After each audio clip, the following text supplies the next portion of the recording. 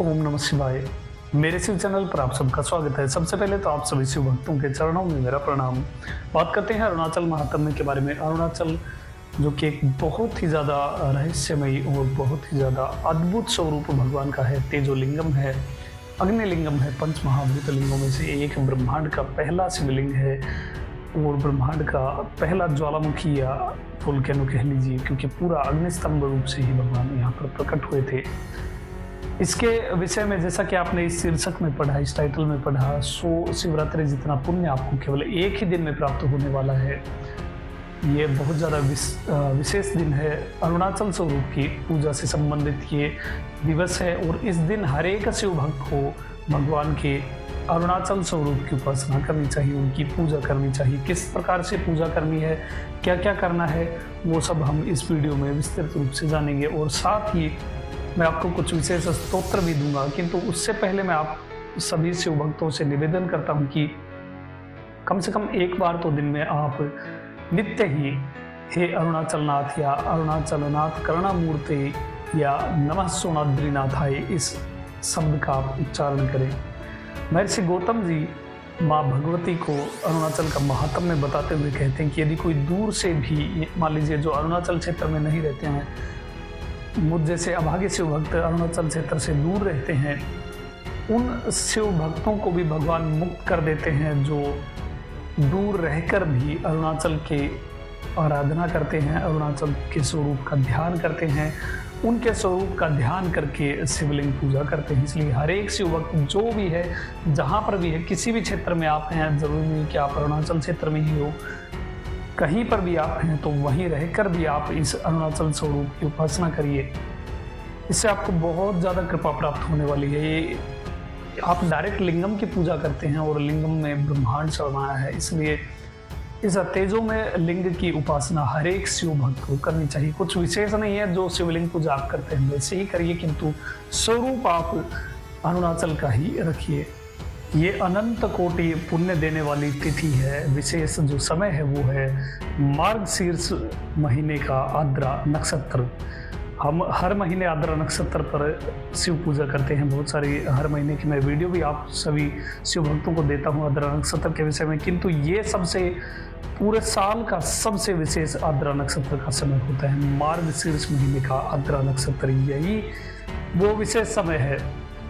यही वो विशेष समय है जब ब्रह्मा और विष्णु के मध्य भगवान लिंग रूप से प्रकट हुए थे, अग्नि स्तंभ के रूप में प्रकट हुए थे। तब मार्गशीर्ष आद्रा नक्षत्र का समय था और ये वही समय है, साल में एक बार, पूरे वर्ष में एक बार हमें ये मौका मिलता है कि हम शिव भक्त इस दिव्य स्वरूप की उपासना कर सकते हैं और साथ ही इस स्वरूप का ध्यान कर सकते हैं। साथ ही अरुणाचल के स्वरूप के लिए हम शिव पूजा कर सकते हैं, शिवलिंगम की पूजा कर सकते हैं। और भगवान ने स्वयं देवादिदेव महादेव ने, ब्रह्मांड के अधिपति हमारे स्वामी ने एक बात शिव महापुराण में इस समय को लेकर के बोली है, वो मैं आप सभी शिव भक्तों के सामने बता रहा हूँ। बैकग्राउंड म्यूजिक के लिए क्षमा चाहता हूँ, यहाँ पास में ही ऐसे म्यूजिक चल रहा है। देखिए, भगवान कहते हैं कि इस रणभूमि में मैं लिंग रूप से प्रकट होकर बहुत बड़ा हो गया था। जब भगवान साकार स्वरूप में ब्रह्मा और विष्णु के समक्ष प्रकट हुए, उन्हें आशीर्वाद दिया, तब भगवान स्वयं ये बात बोलते हैं कि पहले मैं लिंग रूप से यहाँ पर प्रकट हुआ था और बहुत विस्तृत हो गया था। इस लिंग के कारण ये भूतल लिंग स्थान के नाम से प्रसिद्ध होगा और अरुणाचल को लिंग स्थान के रूप में ही जाना जाता है। पूरा क्षेत्र ही लिंगम है। हे पुत्रों, जगत के लोग इसका दर्शन और पूजन कर सके, इसके लिए अनादि और अनंत ज्योति स्तंभ अत्यंत छोटा हो जाएगा। ये लिंग सब प्रकार के भोगों को सुलभ कराने वाला, भोग और मोक्ष का एकमात्र साधन होगा। इसका दर्शन, स्पर्श और ध्यान प्राणियों को जन्म और मृत्यु से छुटकारा दिलाने वाला होगा। अग्नि के पहाड़ जैसा जो ये शिवलिंग यहाँ प्रकट हुआ है, इसके कारण ये स्थान अरुणाचल के नाम से जाना जाएगा। ये जो पहाड़ आप पीछे देख रहे हैं, ये अरुणाचल पर्वत है, ये अरुणाचल पहाड़ है। यही वो दिव्य लिंगम है जो भगवान स्वयं स्थावर रूप से यहाँ पर प्रतिष्ठित हुए। यही वो अरुणाचल क्षेत्र है। यहाँ अनेक प्रकार के बड़े बड़े तीर्थ प्रकट होंगे। इस स्थान में निवास करने या मरने से जीवों को मोक्ष प्राप्त होगा। इसलिए अरुणाचल स्वरूप की उपासना आपको अवश्य ही करनी है। और ये विशेष समय है 12 नवंबर शनिवार। ये दिन आपको बिल्कुल भी नहीं चूकना है। आप कहीं भी हो, आप शिव पूजा अवश्य ही। शिव पुराण में यहाँ तक वर्णित है कि जो कोई भी आद्रा नक्षत्र, मार्गशीर्ष के आद्रा नक्षत्र पर यदि शिव पूजा करता है तो उस ऐसे शिव भक्त के चरण दर्शन अवश्य ही करने चाहिए। इससे भी आपको बहुत ज़्यादा पुण्य प्राप्त होगा। सोचिए, जो आद्रा नक्षत्र, जो मार्गशीर्ष के आद्रा नक्षत्र इस विशेष समय में शिव पूजा करता है, उसके चरणों के दर्शन से आपको पुण्य प्राप्त हो रहा है। तो आप स्वयं यदि शिवलिंग पूजा करेंगे तो आपको कितना पुण्य प्राप्त होगा। इसलिए हर एक शिव भक्त इस विशेष समय में शिवलिंग पूजा अवश्य ही करे। समय है 12 नवंबर शनिवार। ये दिन बिल्कुल भी नहीं चूकना है। जितने भी शिव भक्त हैं आपके कांटेक्ट में, आपकी जानकारी में, सबको मैसेज करिए कि इस दिन अवश्य ही शिव पूजा करें और अपने कुल का उद्धार करें, अपना जन्म सफल करें और अपने परिवार का उद्धार करें। साथ ही मैं बताऊं कि आपको और क्या विशेष करना है इस विशेष समय में। इसमें आपको अन्नदान अवश्य ही करना है। चाहे आप कहीं भी करिए, चाहे आप गाय को करिए या फिर किसी भूखे को आप भोजन कराइए, किंतु अन्न का दान आपको अवश्य ही करना है। मार्गशीर्ष में अन्न का दान करने वाले को भोग और मोक्ष दोनों ही प्राप्त होते हैं। सुख संपत्ति से उसका घर भर जाता है, ऐश्वर्य की प्राप्ति होती है। इसलिए मार्गशीर्ष महीने में तो आपको अन्नदान अवश्य ही करना चाहिए। और जब ऐसा विशेष समय आपको प्राप्त हो रहा है तो फिर इसके तो कहने ही क्या है। इसलिए इस विशेष दिन 12 नवंबर शनिवार को आप शिव पूजन करें और साथ ही अन्नदान भी करें। अगली बात, आपको शिवलिंगम का घी से अभिषेक करना है।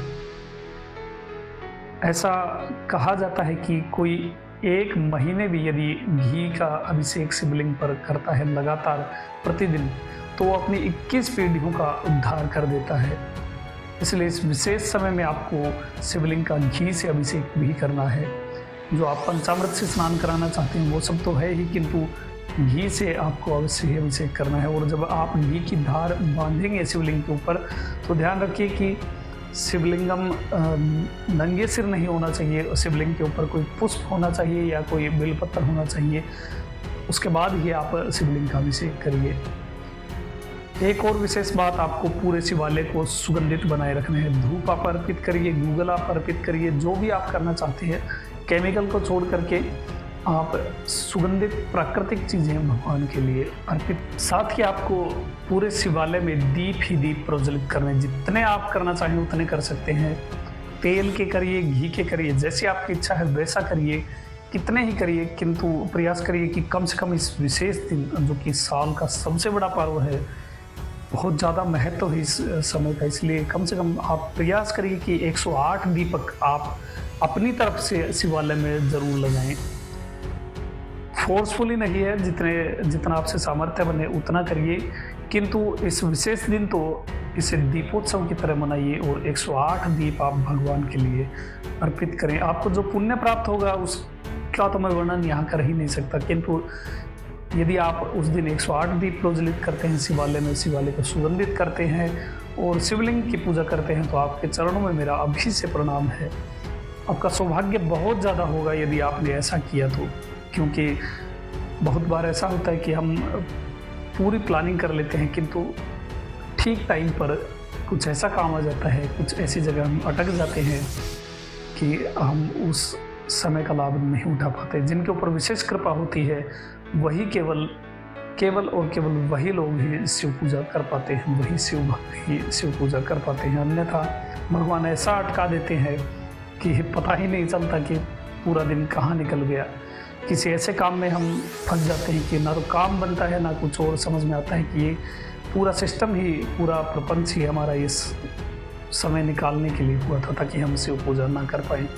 इसलिए लड़ना पड़े तो लड़िए शिव के साथ, किंतु आप शिव पूजा अवश्य ही करिए। आप ये पक्का करिए कि आप उस दिन शिव पूजा करेंगे। शिव चाहे कितना भी प्रयास करें आपको रोकने का, वो आपकी कितनी ही परीक्षा लें, किंतु आप शिव पूजा अवश्य ही करेंगे। एक जिद्दी बच्चे की तरह आपको बिहेव करना है उस दिन शिव पूजा करने के लिए, क्योंकि बहुत सारे शिव भक्तों के साथ ऐसा होने वाला है। अभी से बता रहा हूँ कि आपको कुछ ऐसा काम पड़ जाएगा कि आप उस दिन शिव पूजा करने में असमर्थ महसूस करेंगे, किंतु फिर भी लड़िए और शिव पूजा अवश्य ही करिए और अनंत कोटि पुण्य के भागी बनिए, शिव कृपा के पात्र बनिए।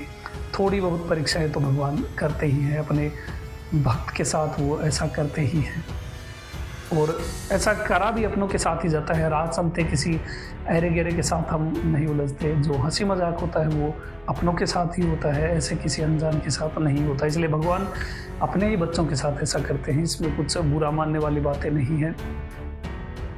बस प्रयास इतना रखिए कि आप शिवलिंग पूजा अवश्य ही करेंगे।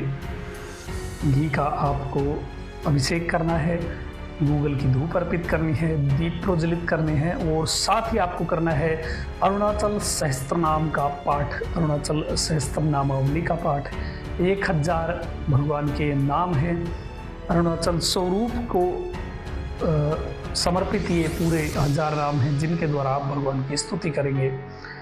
और यदि आप कर रहे हैं तो पुनः मैं आपसे कह रहा हूँ कि आपके चरणों में मेरा कोटि कोटि प्रणाम, क्योंकि आप बहुत ज़्यादा दिव्य शिव भक्त हैं। यदि आप इस विशेष समय में अरुणाचल के स्वरूप की उपासना करते हैं, उनके लिए दीप प्रज्वलित करते हैं, उनके सहस्त्र नाम का पाठ करते हैं, तो आप बहुत ज़्यादा पुण्यवान हैं और आपके जन्मों की, हजारों जन्मों की तपस्या है जो आप उस विशेष समय में शिवलिंग पूजा करेंगे और सहस्त्र नाम का पाठ करेंगे। 1000 नाम से आप भगवान की स्तुति करते हैं तो पूरी पूजा का फल आपको प्राप्त होता है।